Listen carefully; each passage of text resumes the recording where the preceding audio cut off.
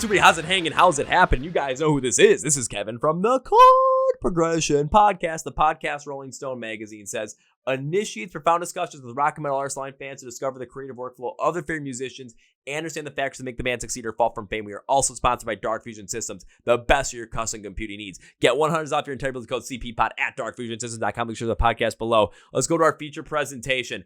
You don't know how long I've been waiting for this one. Since I heard about the album coming out, since I knew more new music coming out, I wanted to make this happen.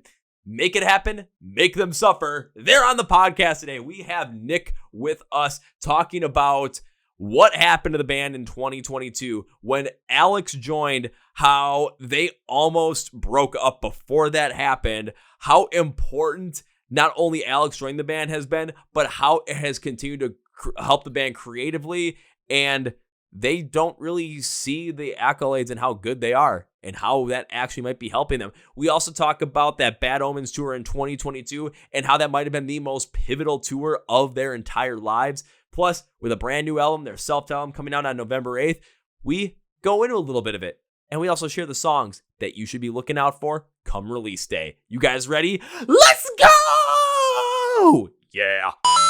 Well, ladies and gentlemen, boys and girls, listeners of the Chord Progression Podcast, I've been hoping to get this band on the podcast ever since the pandemic hit, and I first found out about them because they dropped the single right after the shutdown happened, and I thought this might be one of the most insane things I've ever heard. Seeing them live is also one of the most insane things I've ever seen, and I'm so happy to bring them on with the brand new album, their self-titled album, coming out on November 8th. You know it's going to be good, you know it's going to hit you in the face, and you know you're going to love every single minute of it, as you have with the singles, and as you are right now. So please welcome Nick from the band Make Them Suffer the podcast. So Nick, welcome to the Chord Progression Podcast. Woo! Good to be here. Dude, it is good to have you on. How is everything going in your world, especially coming up to the album release and everything that's been going on for the band? Because every time I hear anybody mention the name Make Them Suffer, only positivity radiates from that. That's awesome, man. That's awesome to hear that. Like, we need to hear these things. You know, we live in our own little bubbles here. The past 2 years have gone by so quick. Honestly, since the release of Doom Switch, we've just been going. You know, if we haven't been touring, we've been at home writing, or we've been somewhere else recording. There's always something happening. So yeah, it's great to hear these things. You know, we get sentiment. We get sentiments thrown at us from our friends, people we meet, saying that they're all really hyped for the album. So that's all great news. Like, you know, like I said, we're in a bubble. We don't know what happens out in the outside world. So yeah, we do really appreciate it. Oh, trust me, in the outside world, especially in the rock and metal space, the name Make Them Suffer carries a lot of weight now, especially after you guys, everything you've done before even the pandemic. Once How to Survive a Funeral came out, especially here in the US, that's really where a lot more people got to check out the band, got to really get into them, like myself. And especially because it was during the pandemic and we had nothing else really to be able to do. And we were all angry and pent up and just feeling the rage of being stuck inside. And the first thing I hear of a brand new song after the shutdown officially starts is Erase Me. I'm like, okay, this is absolutely hit. And then going beyond that, coming out of the pandemic, you guys coming over to the US for multiple tours, one on the absolute skyrocketed, like every venue was sold out and had to be upgraded once or twice. Bad Omens run in 2022, touring with Parkway Drive last year, and then coming back this year already. Like every time you guys come through, everybody is so focused in on, I have to go and see this, because I like a lot of the other bands, but I know Make Them Suffer is going to be there, and I know it's going to be an absolutely manic time, whether I'm in the crowd, enjoying the show, or if you're like me, being in the middle of the pit, throwing everybody around. Sick. Yeah, so if you if you guys are stuck in that bubble, trust me, that bubble has to burst, because the amount of positivity coming from the outside of the scene, or coming from everybody else in the scene towards Make Them Suffer, is absolutely there. Yeah, that's great. We really need to hear that. So thank you. Yeah, so I'm appreciate it. So I'm going to keep pushing it. But one thing I've been curious about is, especially, well, of course, in 2022, you guys added Alex to the band. And ever since she came out, of course, with Doom Switch, with songs like Ghost, we're seeing what you guys can do with Alex. So when Alex came and joined the band, especially from her past with Drown the City and with her ability to do unclean vocals very well along with cleans, How has that addition been to making sure that, this music, especially on this album, and then music going forward, can be even more expansive, giving her talents? Yeah, when Alex joined the band, we weren't really thinking about who would join the band to add like a different element. We were just so focused on just trying to stay a band, because at the time Alex joined, the band was so we didn't do well over COVID. During COVID season, touring was our lifeblood. Like the members of the band live in different parts of the country, and despite several tour offers coming in, we weren't able to take any of them because of our harsh lockdown restrictions. So we had a situation in the band where we were forced to make a decision between moving forward as a four-piece or keeping the female keyboard player element, and keeping basically what Make Them Suffer is about. It's about having that female presence, the female energy, the yin to the yang, if you want to put it that way. And the band was about to break up because we couldn't reach a consensus on how we would want to move forward. So when Alex joined the band, it solved all our problems. Everyone finally came to the agreement that she was the right fit, and we were just happy to remain a band at that point. When we recorded Doom Switch, so Alex had done some singing and screaming in her previous band, Drown the City. So we knew she had some vocal talent there, but it wasn't until we actually went into the studio and recorded her vocals for Doom Switch, we were like, whoa, we did not hear this in Drown the City. Like whatever we were able to provide to her, sort of, opened our eyes to, what we could achieve with this person in our band. So I guess after the recording, obviously she had the part to play on keyboard. There was a learning curve for her there as well, and we're adding things like samples into our music that she'd be harnessing. But really, her main talent, or her two main talents, I like to think, are what she can produce from a voice, and it's actually a stage performance as well. It was something that we've been missing it's one of the things that we've been missing from the band over the past 10 years is that extra person on the side of the stage to kind of complement whatever Jaya and Sean and I were doing. We're a high energy live band, and we've always had that missing piece. And Alex just sort of unintentionally came in and, ticked all the boxes. So that's still incredible. Just that whole entire story. I'm trying to wrap my head around it. First off, the fact that after everything had happened, and when it came to trying to figure out if you wanted to continue having that female presence or not in there, that after COVID and after everything, that Make Them Suffer might not have been a thing anymore. That absolutely blows my mind. Just thinking about close. How close, just thinking that you guys were that close, not even realizing that you guys were that close, and now seeing where you are now going forward, where it's, again, every time we hear your name, every time we hear the band's name, every time we hear a song, we know there's going to be quality behind it. We know it's going to produce something in us that's going to make us want to probably smash everybody in the pit just for the hell of it. And I'm just blown away by the fact that it came that close, but having Alex be able to jump in there and not only be able to amplify, like you said, her vocals from her uncleans to her cleans to really bring that out, the learning curve on keyboard, but when you have someone in like her to be able to match the energy of you and Sean and Jaya all over the place, so that when you get to the her part, especially vocally, if she's able to bounce out there and really just produce that exact same sound live, but also continue to build on the energy of the stage presence, not only the people in the crowd feed off of that and it doesn't become a lull in the set, but especially for us in the pit as well, we feed off of that too, and we just get more manic, we just get more intense with it. And hearing, especially when Doom Switch came out with, when you first heard Alex's unclean vocals on there, immediately you knew that this was going to be a fit that not only was going to work for the band, but was going to be able to take you guys into so many other places, because with Sean's vocals, with your backing vocals, with Alex's vocals now, everything can mix together and you can try so many different ideas going forward. You're not limited to anybody's like talent pool being small. You're so vastly talented as a band where you can take this music and go any way you want, and it's gonna make sense because you have all the pieces in place to do so. Oh, cool. That's I love hearing this. I'm kind of, you're telling me these things and I'm like, oh, we can. We can. Yeah. When the whole Alex joining the band, I'm just describing like a fraction of just everything that fell into place, right? It was one of those things at the time we were like, this was meant to be. The stars have aligned.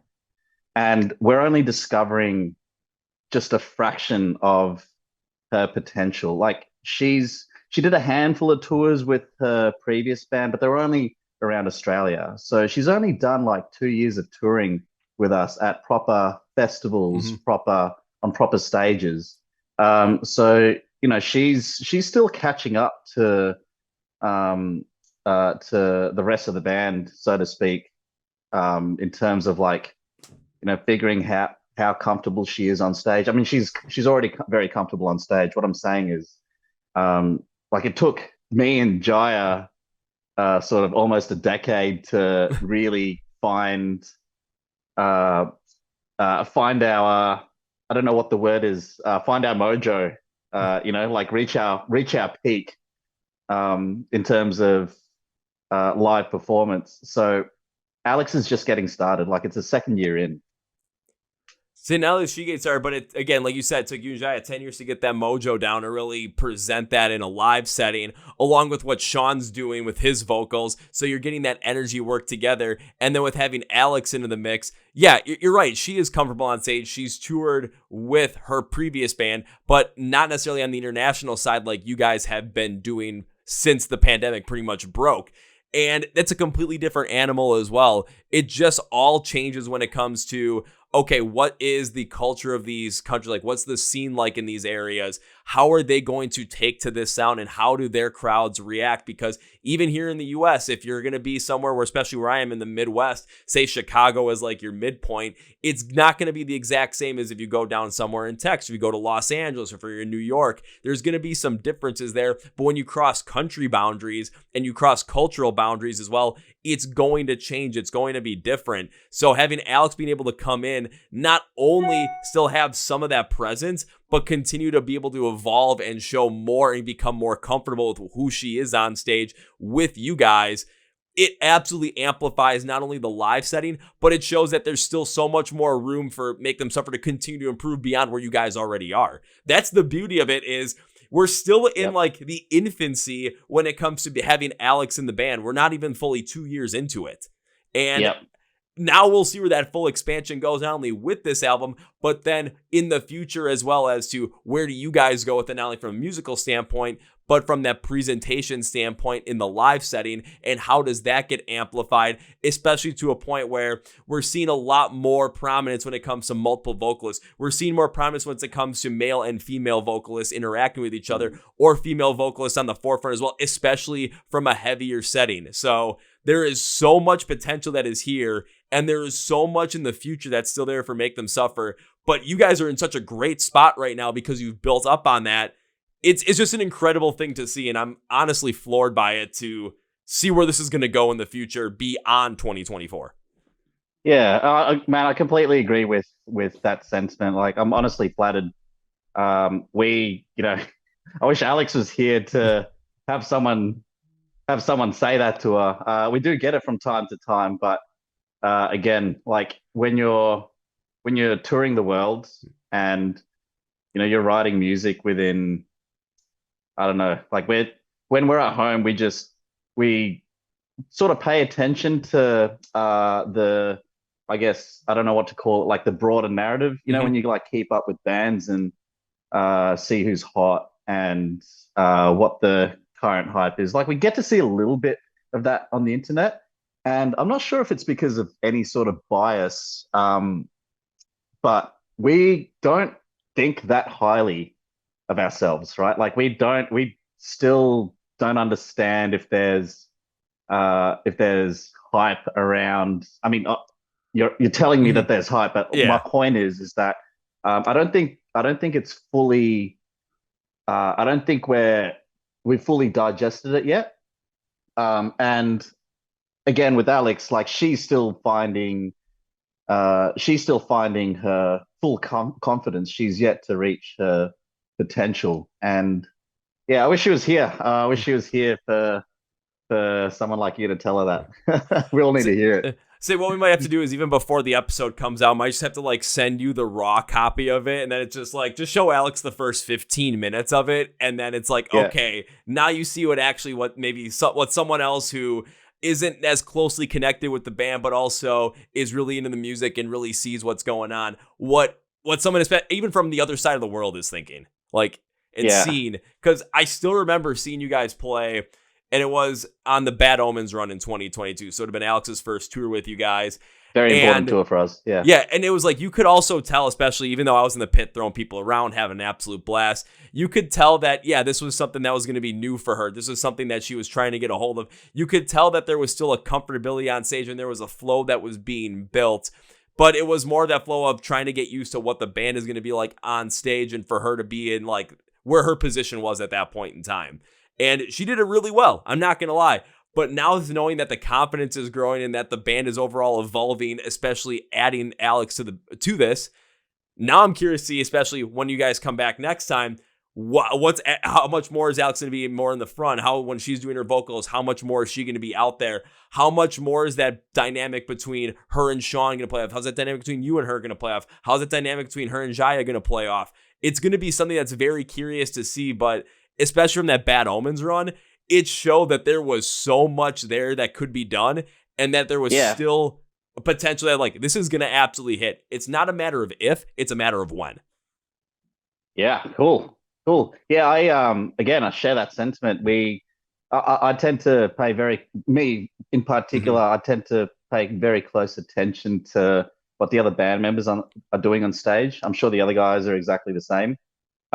So, in my peripheral, I'd kind of monitor how Alex would go about her ways. And you're right, there was definitely there were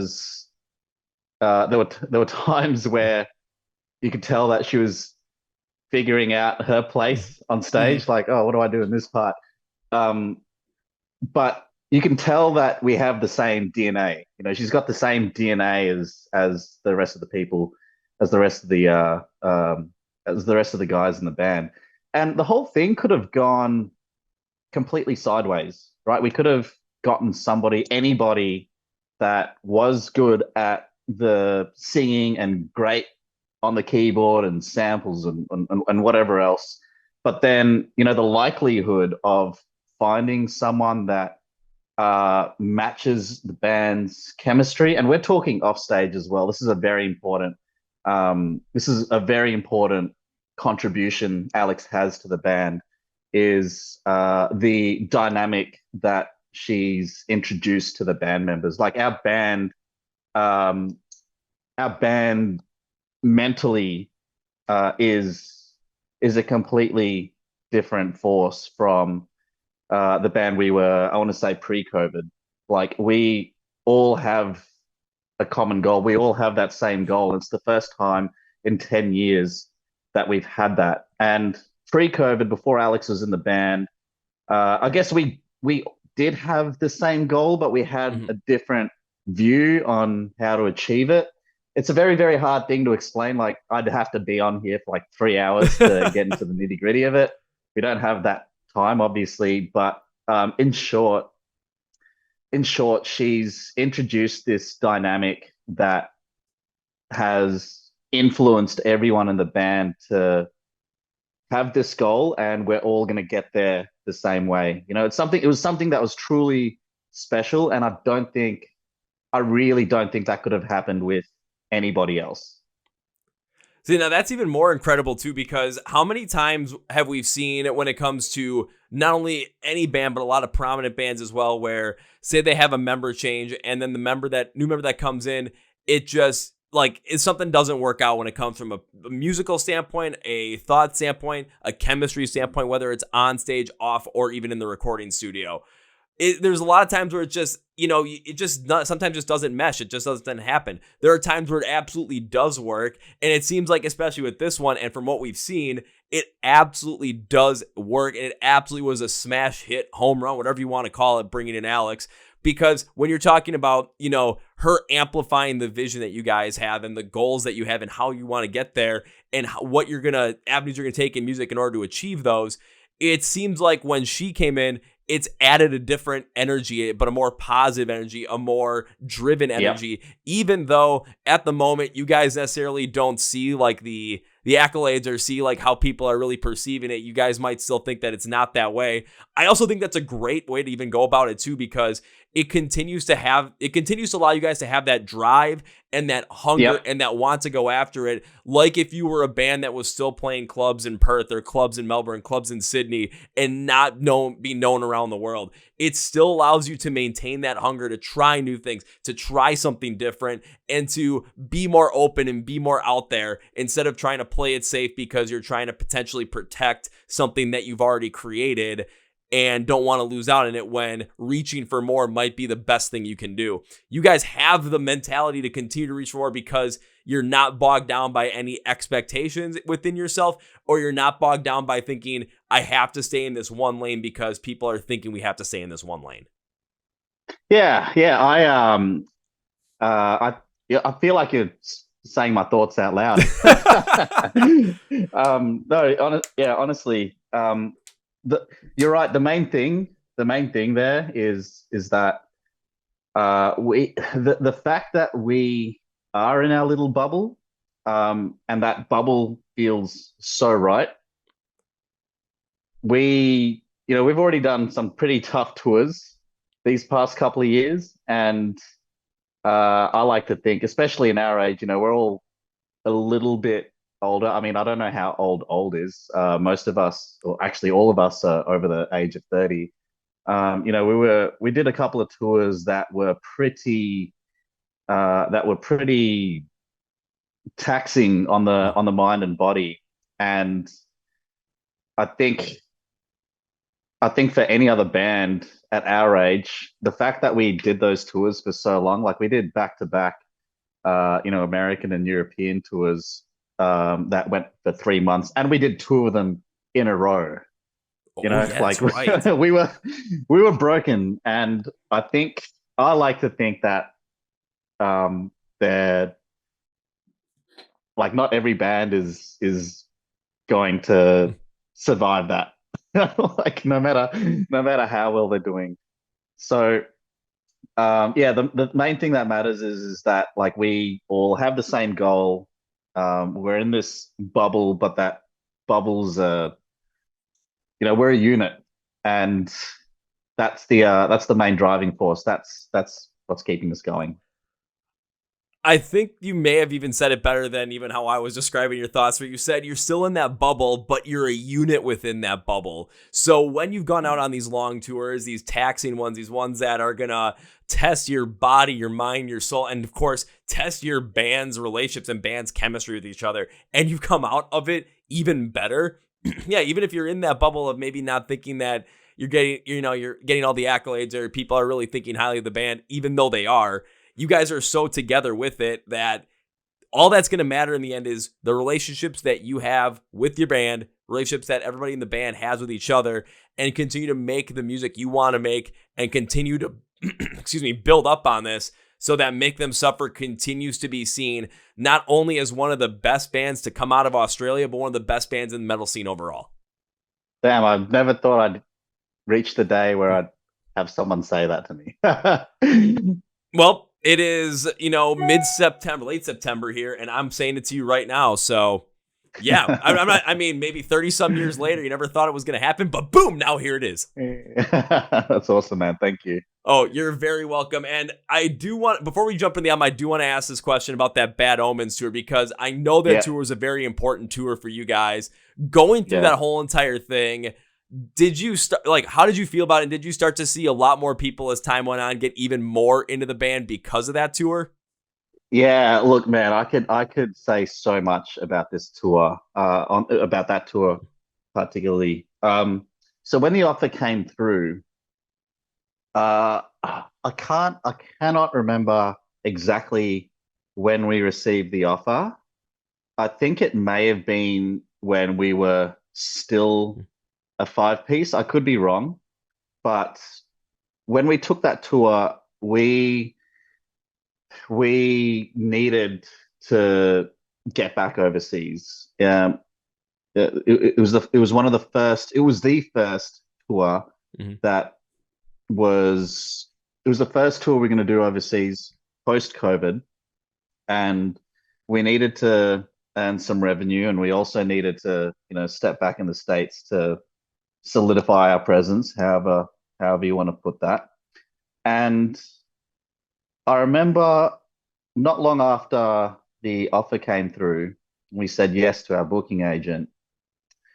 We were caught in a well, what do we do now sort of situation where we didn't have that fifth member, and it was looking like the band was going to break up. And if we were going to continue as a four-piece, like, how would that look for the band while on that tour? And thankfully, Alex joined the band, and we're like, great, we can do the US tour. The next hurdle was, all right, so how do we get there with no money?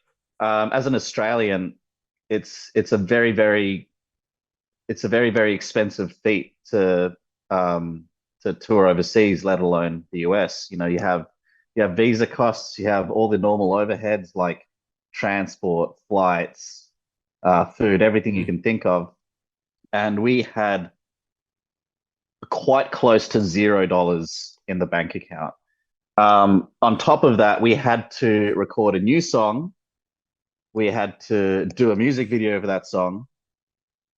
And it seemed like at the time that there was just a series of, like, to get to the States and not lose the confidence of the people that were working with us, around us, like people who work with the band, needed some sort of a miracle. And without going into too much detail, in a matter of months, we managed to, source funding from, we signed a new record deal just in time.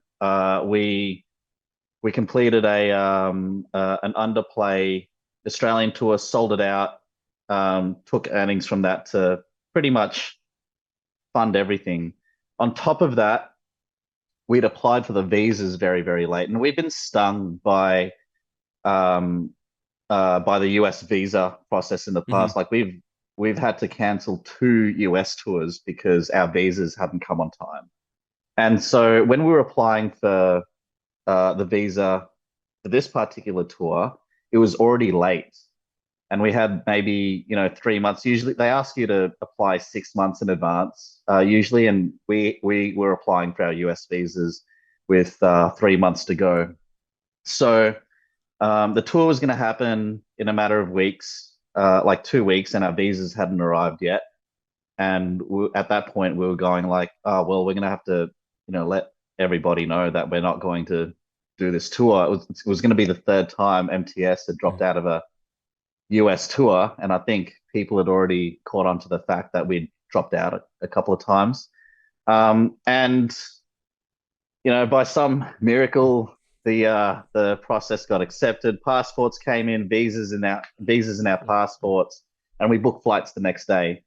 And we scraped through that entire process financially to do this tour. And by the time we started this tour, we were already in the negative. We had outstanding debt from past production bills, from like old merch bills that existed pre-COVID. And basically we had to do really well on this tour to sort of make everything back. And Bad Omens, when the tour offer was sent through, they hadn't blown up on TikTok yet.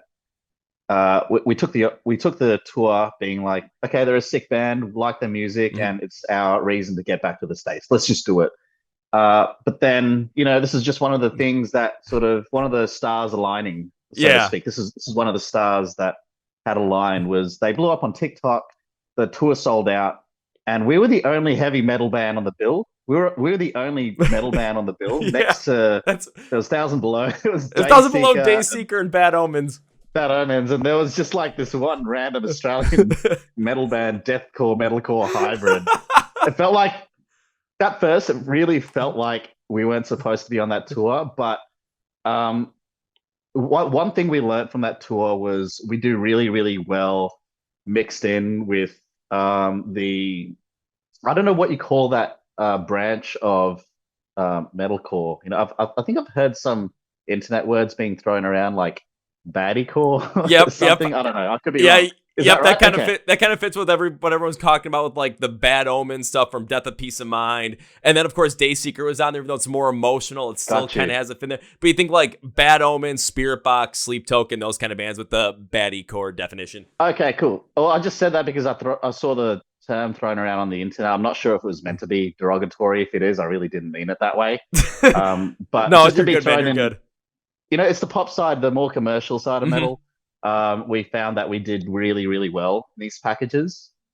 And basically, by the end of the tour, we made everything back. And by the time we paid everything off, we were down to zero again. But at least we weren't in piles of debt. Yeah. So that reset, that was just the hard reset button on everything. And again, I'm just touching on just a fraction of this story. Like the fact that we were able to get onto that tour, made a bunch of new friends as well, which is great. I loved, like, I really, really, I felt a good connection with a lot of people on that tour, which is very uncommon. Like that was a very unified group of people on that tour package, in my opinion. But yeah, it set us back to baseline, and from there we were able to be like, okay, let's get started now, kind of thing. That is just, even though you gave me like the 5-minute synopsis of that, there is so much in there. It could be a documentary about Make Them Suffer just with what happened in 2022. And yeah, you did get like some of those like stars align moment where it didn't seem like anything was working out, but then all of a sudden you guys get Alex in the band and she joins. Then your visas somehow, some way come in. When I've seen so many other bands from Australia, even since the pandemic, some bands I've wanted to see and have to drop off because of visa issues. And it pains me every time I have to see, 'cause it's like, I know it's not your guys' fault. I know it's like the bureaucracy that's around it, but it's just so frustrating. However, the big however is you had that happen, and then with Bad Omens not only blowing up on TikTok, but then every single venue had to be upgraded at least once or twice. You had a lot more people that were in there. I even remember interviewing James from Thousand Below 2 days before I saw that show, and he said they were opening the doors an hour ahead of their set instead of a half hour ahead, so more people would get in to make sure they saw the full thing. And I'm like, this is absolutely crazy. It was all the stars aligned for every single band that was on that tour. And a lot of it is insane to think about, but just how impactful that tour was, not only for you guys, but think about where Bad Omens is now, where Dayseekers, where Thousand Below is going. Everyone, it seems like, especially from a fan's perspective, benefited so much from that tour. And even though you guys came home, it's like you guys broke even. How many bands go on international tours and lose money? And you guys ended up breaking even on it. And that hard reset hit, and now look at where you guys are going with it. 2 years after that moment, Alex in the band, everything seems to be meshing great. Beyond that, it's even better going forward because there's still so much more in the future. And with the new album coming out November 8th, we as fans get our first taste of what this whole thing is not only going to look like, but what this could become going forward. So, yeah.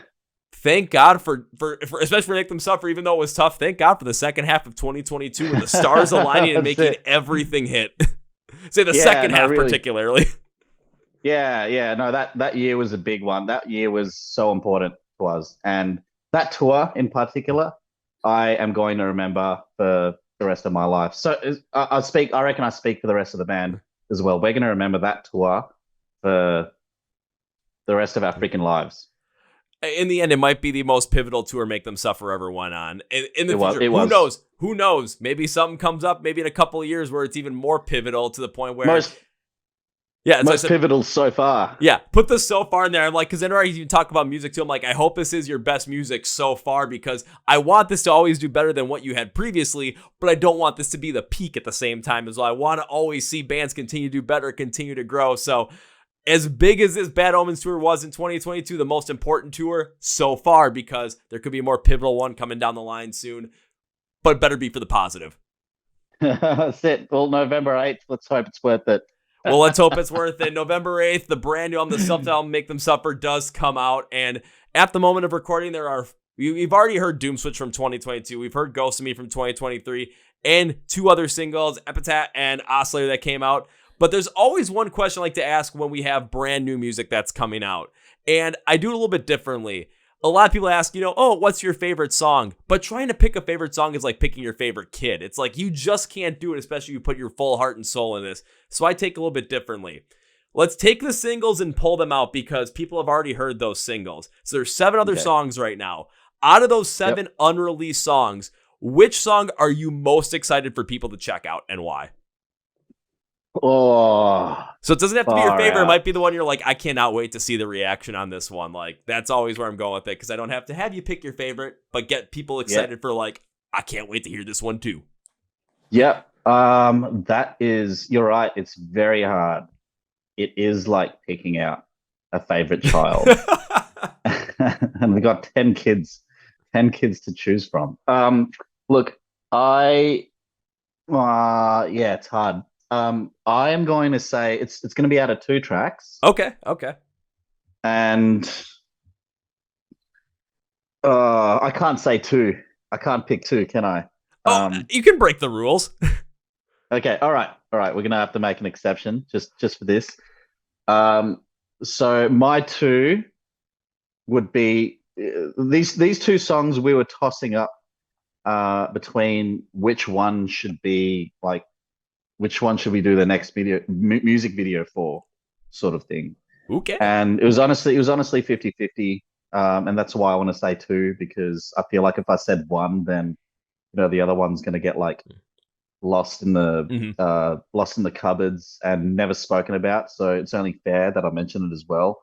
But the 2 songs I'm most excited to show everybody outside of the singles would have to be Man of God and Small Town Syndrome.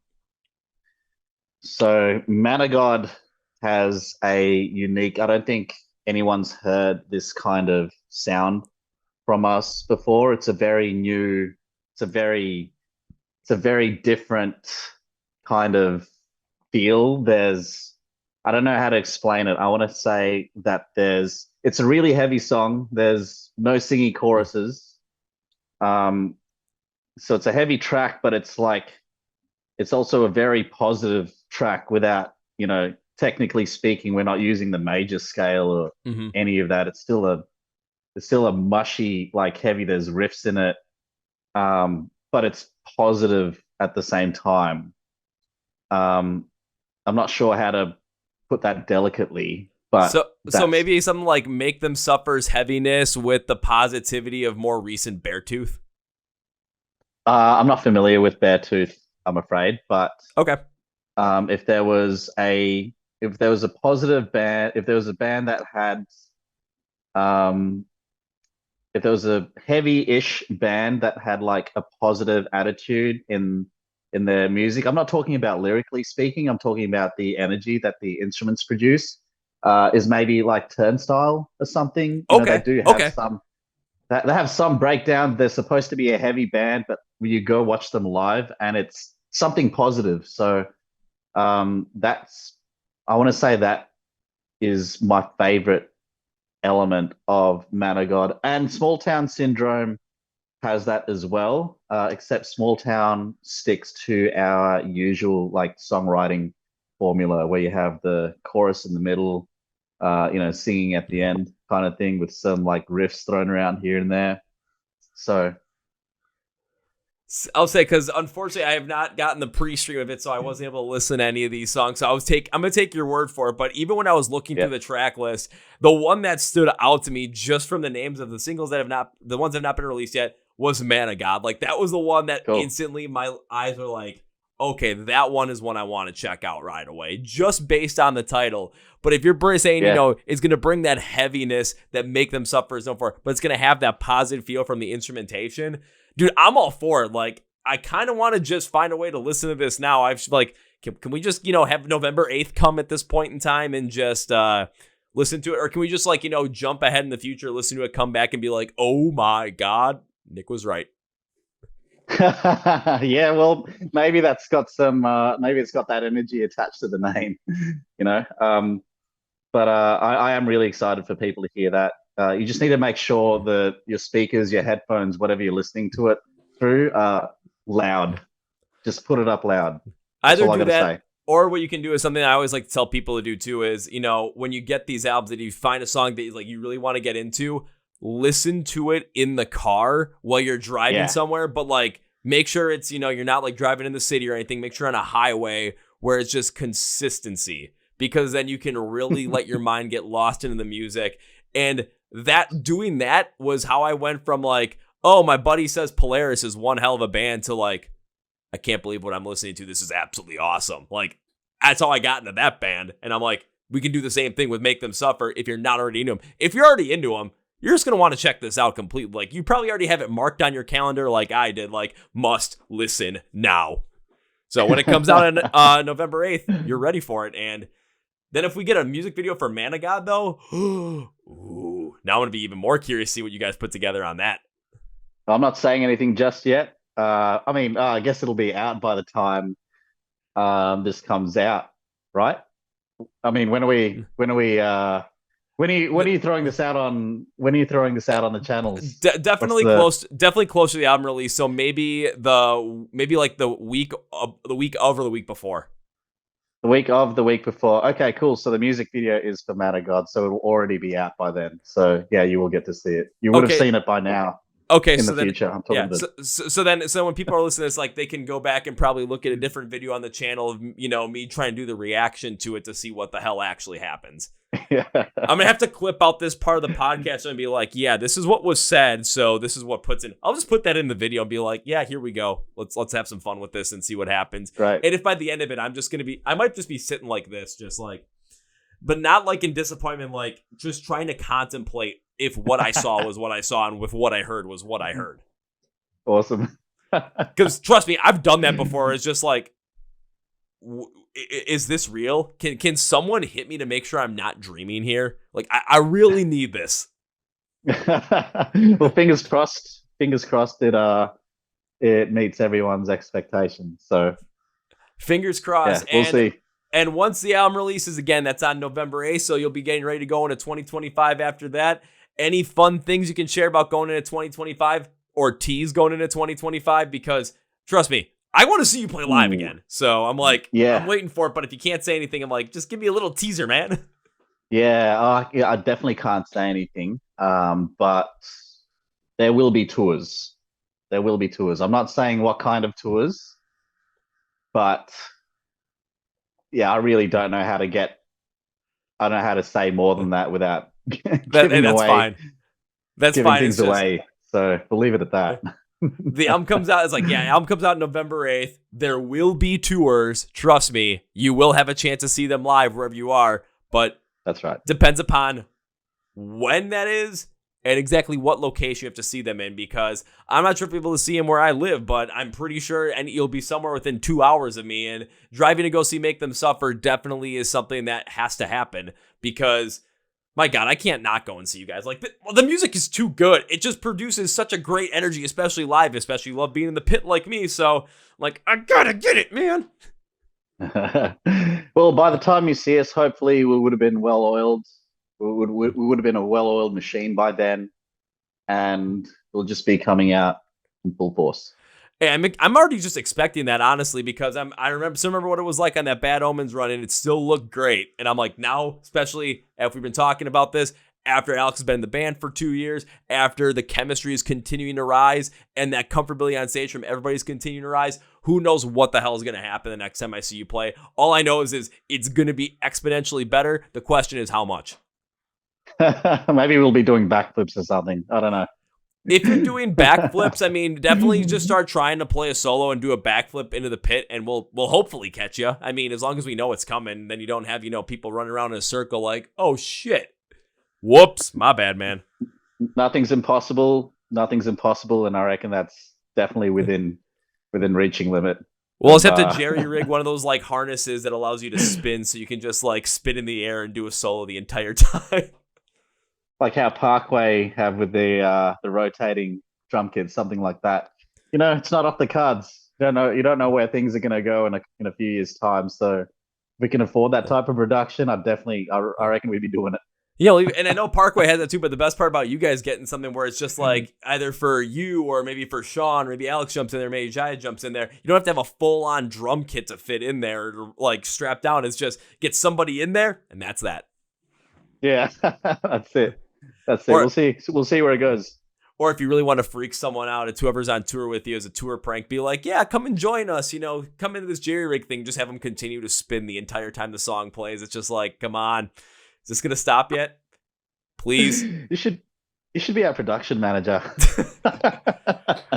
Hey, you know what? Maybe I should. Maybe I should try my hand on that too. I'm trying my hand on different things in this music industry. I'm trying, press releases, podcast pitches for bands, or playlist pitches for bands. Who knows what comes next? Maybe, being a production manager. Beyond that, but give me 10 years and maybe I'll try and run a record label myself. Who knows? Give us 3 years and we'll do this podcast again when you're a production manager and when we can afford that type of production and when we actually do it, and we'll be talking about this day. And it all starts. Oh, and I'll be doing it while sitting in there talking to you, spinning around in it the whole entire time, trying to make sure I don't get too dizzy. Sounds swell. Sounds great. All right, Nick, I got one more question for you before we wrap this up. It is something I love to ask every single artist I've been bringing on the podcast. I've been doing this for over a year now with this question. I'm going to make sure it comes your way too. So I love to ask this question for us to get more in music that you love and for us to discover more than music that's out there that we may not know. So I'm going to ask you for 3. Can you give me 3 bands or artists that you love that you would love to see more people get into? Oh, dude, this is so hard. About like 70% of the people responded with that. But yeah, it can be anybody you want. Gosh. Okay. Gnosis is one. That is Rio from Rio, who used to be in Crystal Lake. Yep. His new band. They've just signed a new deal with Sharp Tone, and I know that they're picking up tours in 2025. Hopefully one in the States. So if they come out, you should definitely go and see them. This is one of those things that's it's a very difficult top of the head question, but I know Gnosis came like right off the bat. The other two bands people need to see. Dude, this is so hard. I'm just even trying to think about like everyone that we've toured with over the past 12, 24 months, and it's all a blur. Like, I don't know. I don't know who we've toured with. And then, I want to say, like, I also want to say bands that have already kind of like, blown up. I was about to say Dayseeker, and they're freaking massive. Yeah, they're doing a big headlining run in the US in October and November. Yeah, so I can't say them because everyone knows them. What about Australian bands? There are a lot of good Australian bands. Ones that we've toured with. Void of Vision are coming up. Fantastic people, fantastic performers. The music's awesome. The new record's fucking awesome. So I want to say our friends in Void. And lastly, lucky number 3. Dude, this is so hard. Yeah, I couldn't make it easy on you. Yeah, this is so hard. I want to say Spite. I'm going to say Nice. Spite. Yeah, they're writing new stuff. We just took them out to Australia for our Suffer Forever headliner, and with this band, right, they are so underrated, and I'm waiting for the everyone's like, oh, holy shit, Spite. You know, they become a household name. I think with them it's a matter of time. We did I want to say it was an illegitimate tour back in 2017 with them in the States, where no one really knew what they were doing. Like our booking agent just kind of threw us, not our current one, our last booking agent before our current, kind of like put these random bunch of dates together that didn't make sense, and the venues didn't make sense. So I want to call it an illegitimate headline tour, but Spite were actually with us. Spite were actually with us on that tour, and they blew us away every single night. Like they should have headlined. They should have headlined that tour. They sounded better, and we took them to. We had like home ground advantage this time, taking them over to Australia, and we go all DI. Like we don't have cabs up on stage anymore, and they had cabs requested as part of their backline. So they take the stage, and they're still like ripping this same high energy. They sound so good. They look fucking awesome. Like you could watch them from the side, from the front, and they're insane to watch and listen to. And I think it's just a matter of time before they're a household name in the heavy music scene. So Spite's my third and probably my main pick out of the 3. Very hard to choose, but I'm going to say Spite's a big one for me. I know a number of people that have been looking forward to this episode coming out. When they get to that point, they hear the name Spite as your like number 1 choice. They're just going to go, yes. So I think you picked some good ones. And Nick, I want to thank you for being on the podcast today. I really appreciate it. I've been looking forward to this one, and this absolutely was, in my mind, an absolute home run of an episode. So I want to thank you for that. I'm going to close this episode out with 3 things. So first things first, Make Them Suffer is releasing their self-titled album on November 8th. You're going to want to stay in the know with them. You're going to want to stream this thing when it comes out. You're going to pre-save it, pre-order it. You're going to get some merch, and you're going to want to be ready when they announce more tours in 2025 and know where you're going to go see them. So best thing you do, go to the description of the podcast below. It says find Make Them Suffer online. Links and labels are going to be there for everything for you can find them online, where you can connect with them, where you can watch music videos, where you can listen to the music, listen to the new album, and where you can find them live, so you can go get tickets. I'm doing all the hard work for you. You can call me your own personal Google on this one. So go and do it. Just click the links. I got you covered. Now, step number 2, Nick. Whenever guesting the podcast, I enjoy the podcast. I make a certain promise as a way to say, thank you for taking the time. I really appreciate it. And I wish to continue to support the band in the future. So this is my promise to you. It's not an if. It is when I get to see you perform live for the next time. Because I've already seen you perform live before. But next time I get to see you perform live, I will make my way to you. I will find you. I will come give you a big old hello. But the real promise is, first round's on me. Gladly. I'll never say no. I'll never say no to a round. So appreciate it, man. I like the way you think. And now it's time for number 3. Nick, I can't end this podcast by saying goodbye. I had a hell of a lot of fun on this one. I want to make sure I make good on that promise. So I have to see you live at some point. Again, make good on that promise as much as I want to, because you guys fucking kick ass.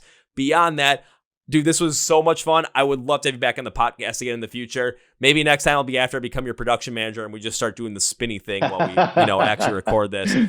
So, my friend, we'll circle back. We'll circle back in 3 years. Literally circle back in 3 years. But my friend, this cannot be goodbye. This has to be, I'll see you later. That's great. Nice to meet you, Kev. Thanks for having me on. was awesome being here. Woo! Well, folks, that's my interview with Nick from Make Them Suffer, and now it's time for Kevin's final thought.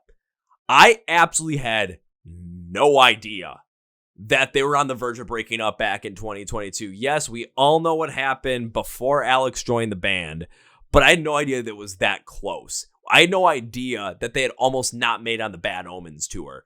But through the magic of the stars aligning, through the magic of the visas coming in, through Alex joining the band, look at where Make Them Suffer is now. They are consistently touring, and they are honestly better than ever. I love Alex's inclusion on this overall band as a whole. The dynamic vocal range from the uncleans to the cleans, and hearing about how she's taking more of an approach to being a little bit more of a focal point on stage alongside the guys like Sean, like Jaya, like Nick and Jordan. It just adds more to the overall experience, and you're seeing what is happening here with Make Them Suffer. They are consistently producing high quality music. We've seen that in the singles. We've seen that there is so much more for them to even go on. And there are so many other songs on here that I'm excited for. Man, I'm excited for the most, honestly. After hearing Nick talk about it, it just got me excited. But again, here's the key to remember about this one. You might be down and you might be out, but think about what Make Them Suffer had to deal with. They were almost down out and almost like gone. But now, 2 years later, with a brand new album coming out and Alex in the band, they're a 5-piece that is an absolute force to be reckoned with every single time. This is easily one of my favorite interviews of the year, and I'm so glad it got to happen. Thank you, Nick. Thank you very much.